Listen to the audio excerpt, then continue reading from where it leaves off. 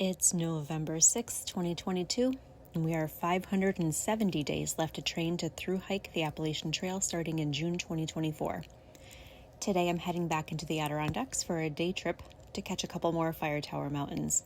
My plan is to start at Mount Adams and then do a short drive to finish up the day on Vanderwhacker Mountain, totaling about 11 miles.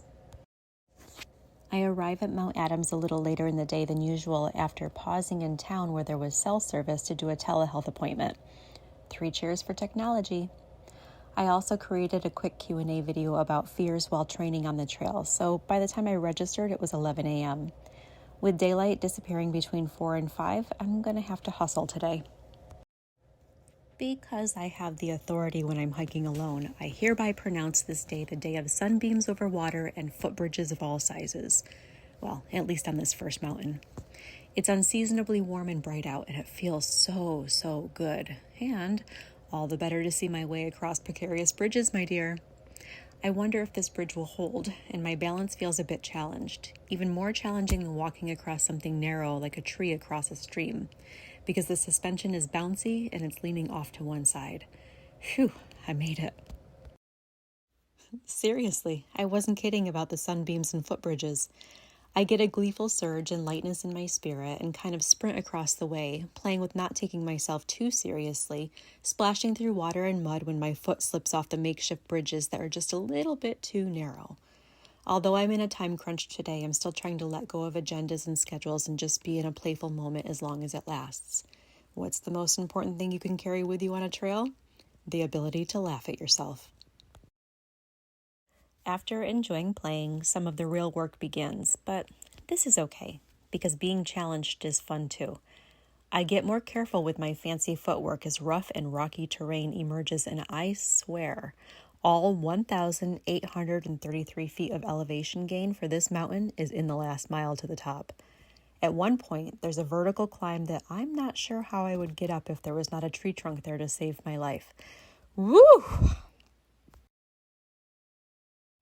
The top of Mount Adams is spectacular and so very windy.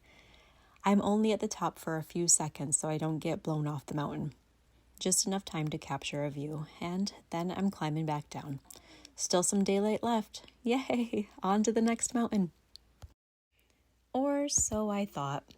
Goodnow does not spell Vanderwhacker. With the weather being 70 degrees, I forgot that there will be seasonal road closures for the winter. Vanderwhacker was one of those that was gated off. So I drove around for another hour toward home, and I stopped at a trailhead my gut told me to. It's 3-ish now, and I'm so glad I remembered my headlamp today. I only have an hour and change of daylight left and 4 Adirondack climbing miles to go. I do have to say that near the bottom of a lot of Adirondack trails, there's quite a bit of help with things to place your feet upon. These will come in handy locating the trail in the dark later on. I can just feel that this will be a magical experience as the light changes bring about sparkles and twinkles through the trees like little fairies. And then I get all warm and gooey when I see a tree spooning with a rock. I'm a little jelly. Mental note, get some snuggles in my life. Good thing I have kitties at home. Hello, tower. I hoofed and scrambled another 1,000 feet to get to the top of Goodnow Mountain, and the colors are there. This was so worth the time. It's freezing, and it's just as windy at the top of this mountain, but I slow my heart and my pace and wait for some more color changes. This is one of the best investments of time I could make. I'm collecting emotional and spiritual dividends right now. This time, sitting on top of the world is so valuable. I was recently prompted with the question of, do I want to know when I die or how I die? I would want to know when, so I'm better in control of my time frame and know how many more satisfying moments like this I can pack in. But I guess I should be living like that anyway. All I have is now, and my ever-growing desire to experience a daily sense of awe. This is the real magic. I am so tickled with getting a sunset hike in, and I'm looking forward to using my headlamp to get back down the mountain in the dark. This is practice, as climbing Mount Marcy in the night so I can catch the sunrise is on my bucket list still. The trails look completely different in the dark, and I'm giving thanks once again to the volunteers who take the time to make sure blazes are kept on the trail to lead the way. They are right at headlamp level.